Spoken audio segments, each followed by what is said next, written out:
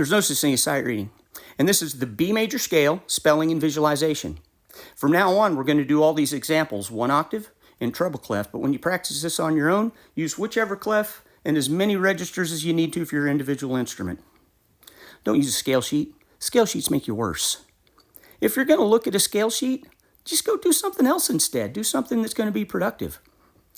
Visualize the staff, 5 lines and 4 spaces. Treble clef is on the left. We have 5 sharps in the key signature: F sharp, C sharp, G sharp, D sharp, and A sharp.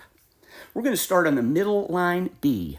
Picture that note in your head. Next note up is C sharp, second space from the top, followed by D sharp, second line from the top. Then we have E on the top space, F sharp's on the top line with the sharp on the left, G sharp is sitting on top of the staff with the sharp on the left, A sharp's on the first ledger line above the staff with the sharp on the left, B's above the first ledger line.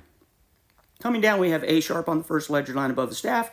G sharp is sitting on top of the staff with the sharp on the left. F sharp's the top line with the sharp on the left. E's the top space. D sharp's the second line with the sharp on the left. Picture the sharp in your head alongside the note. C sharp is the second space from the top with the sharp on the left. And B is the middle line. Now, the most common mistake I hear in the key of B is people miss the B. People miss the B in the B scale. Now, why do people miss the B in the B scale?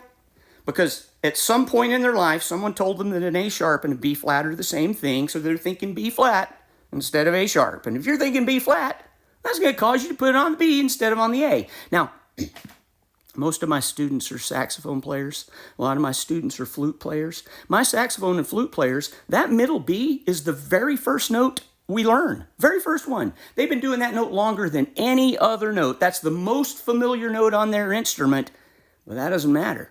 Because if in their head, their brain is telling their body to play a B flat, they're going to put a B flat on that B and they're going to miss the B in the B scale. And it's not just going to happen on the scale.